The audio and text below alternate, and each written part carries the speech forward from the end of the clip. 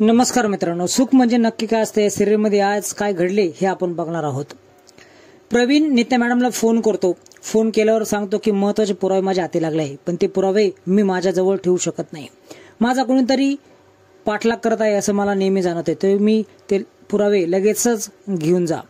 नित्या madam बोलते की या पुराव्याच्या आधारे मी नक्कीच पुन्हा केस ओपन करू शकते. भेटीचं ठिकाण तुम्हाला लगेचच कळवते असे प्रवीणला सांगते आणि फोन ठेवते. ते मनात विचार करत असते की शालिनीचे जे मंदिर आदिराजच्या मनामध्ये आहे ते मंदिर तोडायला आता जास्त वेळ लागणार नाही.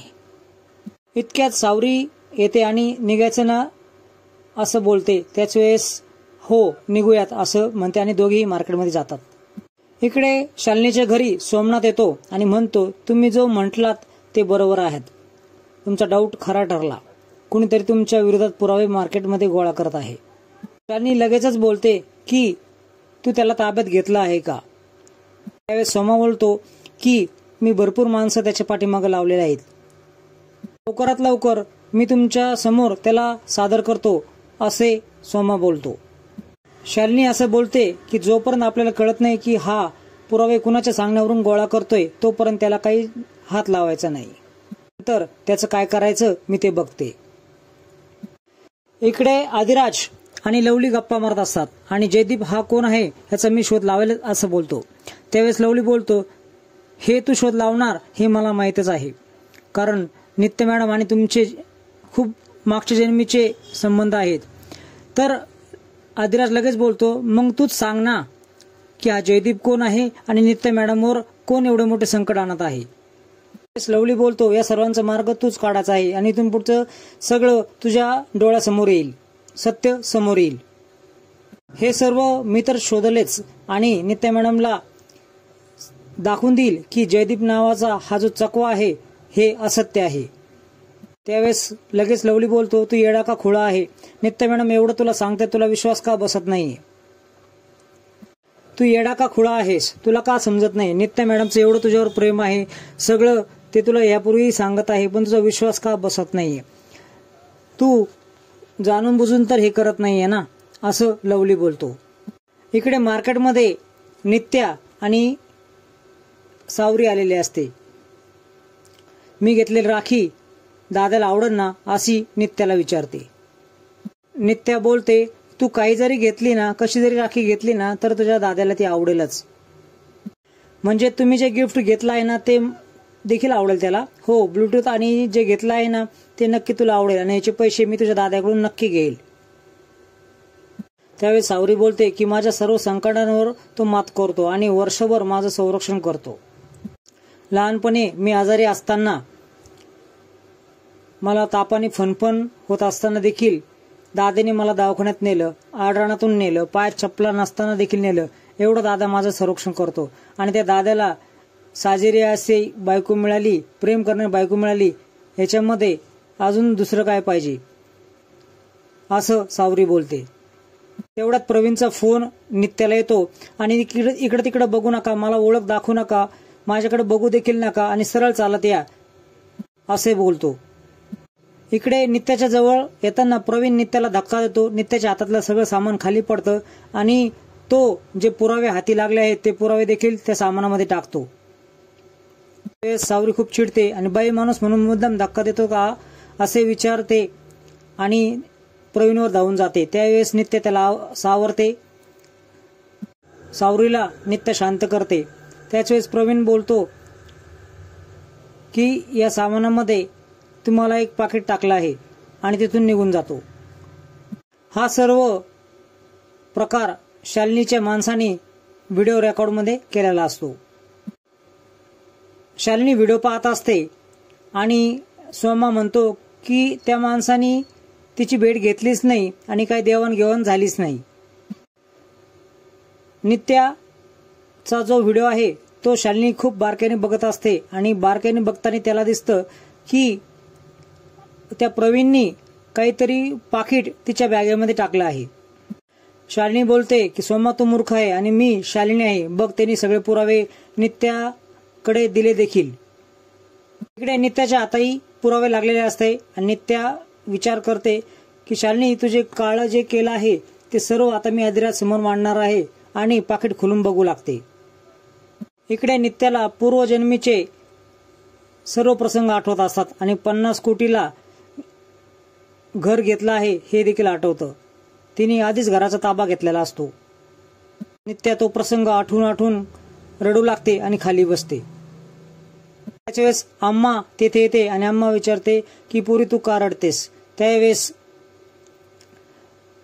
नित्या बोलते की सुखाने भरलेला सर्व शिर्के पाटलांचा वाडा मला आठवतोय आणि शालिनी केलेली सगळं घटना मला आठवत आहे. शालिनी कसा दगा दिला हे देखील मला आठवत आहे. त्यावेळेस आम्मा बोलते की मी तर आता तिची तिरडीच बांधणार आहे.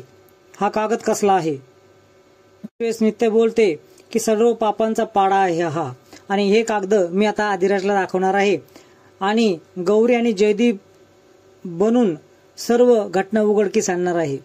इकडे अधिराज खूप खुश असतो राखी पाहून. सावरीला आवाज देतो. त्याच वेळेस विमल सावलीला आवाज देते आणि बघते तर घरामध्ये ती नसती. पाहुणे देखील विचार करू लागते ती कुठे गेली. आता तर इथंच होती. पेढा खाता खाता अधिराज थांबतो आणि सगळे तिला शोधू लागतात. इतक्यात नित्य येते आणि अधिराजला हाक मारते की बाहेर ये, मला तुला काय दाखवायचं आहे. त्याच वेळेस अधिराज बोलतो मला काही नाही बघायचं, मला वेळ नाही. त्याच वेळेस अधिराज बोलतो तुम्ही आणि सावली दोघी संगत मार्केटला गेल्या आणि संगतच घरी आलात ना, मग सावली गेली कुठे. त्यात नित्या देखील बोलते की हो आम्ही संगतच आलो आहोत, ती इथंच होती ना. विमल देखील म्हणते ती इथंच होती ना. त्याच वेळेस तात्या म्हणतात की तिच्या आशा नावाच्या मैत्रिणीला विचारा की ती कुठे गेली आहे, अशी ती कधीच बाहेर जात नाही. अधिराज घराच्या बाहेर येताना त्याचा धक्का नित्याला लागतो आणि नित्याच्या हातातून ते पाकिट खाली पडतं. अधिराज ते पाकिट उचलतो आणि पुन्हा नित्याच्या हातात देतो. त्याच वेळेस खूप आशेने नित्या अधिराजकडे बघत असते. अधिराज तिथून निघून जातो. इकडे अधिराज सर्वांना विचारत असतो की माझी बहीण सापडली का, हिला कुठं बघितलं का. इकडे लवली आणि संत्या देखील तिची शोधाशोध करू लागतात. तिघे एकत्र येतात आणि एकमेकाला सांगू लागतात की तिचा शोध कुठंच लागत नाही, कुठे गेली असेल ती, असा सर्व विचार करू लागतात. इकडे विमल आणि तात्या देखील विचार करू लागतात की कुठे गेली असेल ती. इकडे नित्या देखील विचार करत असते की सावली अचानक कुठे गेली. मात्र इकडे शालिनी खूप खुश झालेली असते. इतक्यात शालिनीचा फोन नित्याला येतो आणि तुझी बोलती बंद करण्यासाठी एक व्हिडिओ तुला पाठवला आहे, तो व्हिडिओ तू बघ. नित्या व्हिडिओ पाहू लागते. व्हिडिओमध्ये सावलीला किडनॅप केलं असतं. तिच्या डोळ्यावर पट्टी असते आणि कोणीतरी चाकू तिच्या गाड्याला लावलेला असतो. हे पाहून खूप नित्या घाबरते आणि शालिनीला ती बोलते की सावलीला जर काही झालं तर खूप, तेवढ्यात तिचा शब्द ती कापते आणि शालिनी म्हणते बोलायचं नाही, फक्त ऐकायचं. तुझ्या हाती जे पुरावे लागले आहेत ते पुरावे गुपचूप मला आणून द्यायचे, नाहीतर तुझ्या सावरीचा पुरावा तुला सापडणार नाही.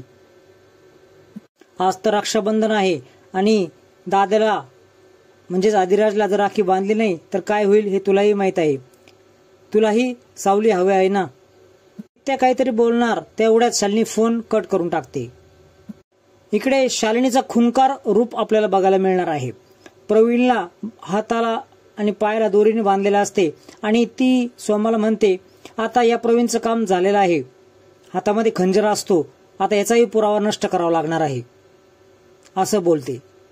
त्याच परवानगी न घेता नित्या घरामध्ये येते. विमल आणि तात्या खूप मोठमोठे रडत असतात.